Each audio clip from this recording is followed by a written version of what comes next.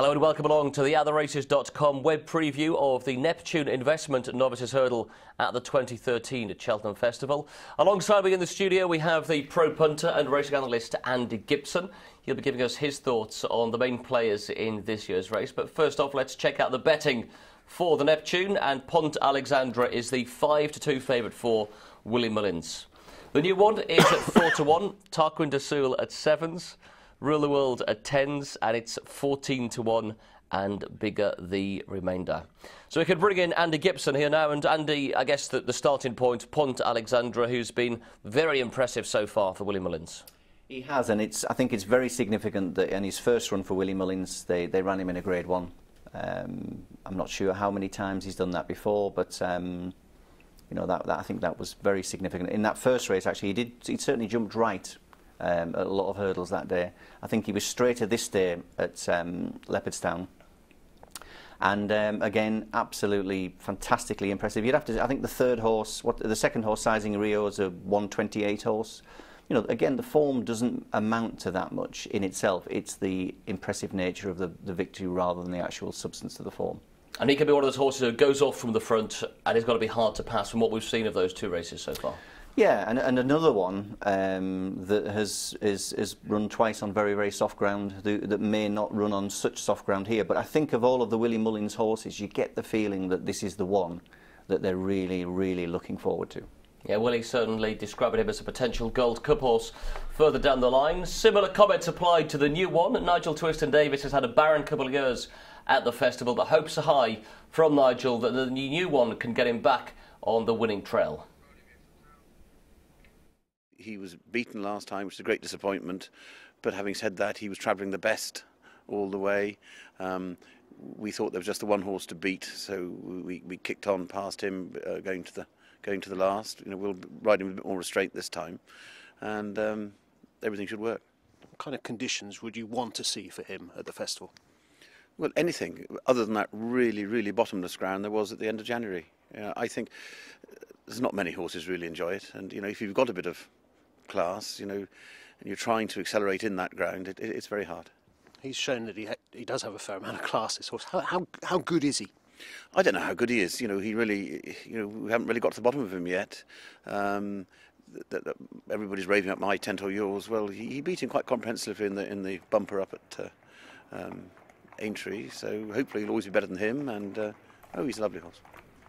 So Nigel Twiston-Davies is talking a good game with the new one, and maybe that is a key piece of form, Andy, looking back to that bumper Aintree. He did beat My Tent or Yours, who's very short for the Supreme, and this horse around a 4-1 chance for the Neptune. Yeah, definitely. I mean, Pont Alexandre is definitely making a market here for two other horses with very, very strong claims, the new one being one of them.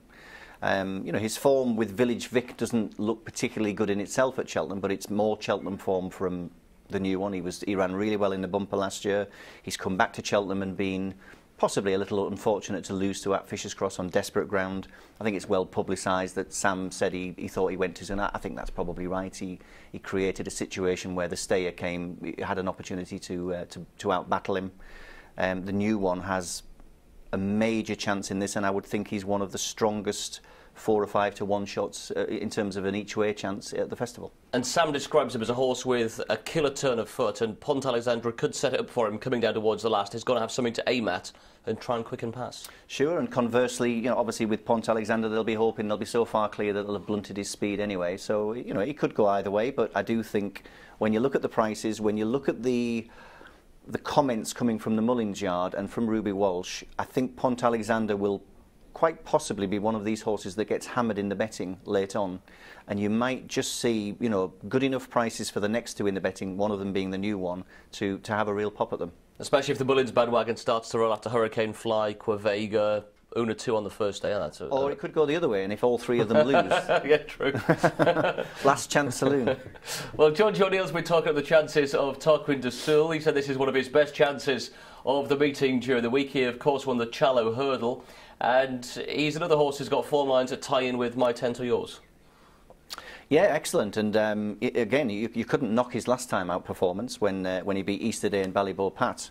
Those horses have very solid marks, and I think that makes him at least something like a 150 horse, and a very decent 150 horse. I think he's 149 officially. I'd probably go slightly higher than that myself. I think John Joe was slightly concerned about the very heavy ground, so I don't think he'd have any concerns about coming here and running on good to soft ground, I would imagine.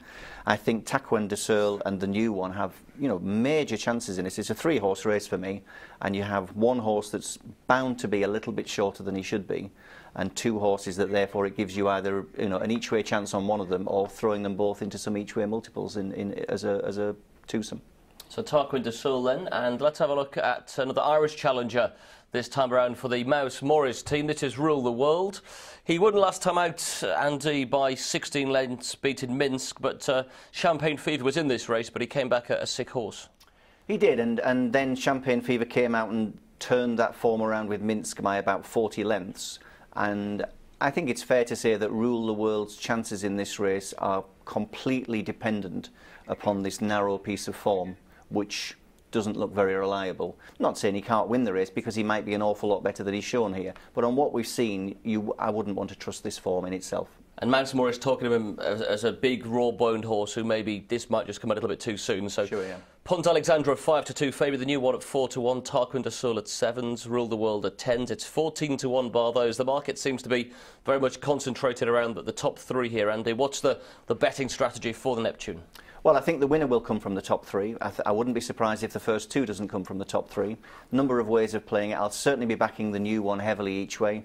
I may be playing them both in each way multiples, and I may even have those odds. You could even do a saving bet on your particular fancy for Pont Alexandre to beat it in a straight focus. I don't think there are going to be many involved in the finish here.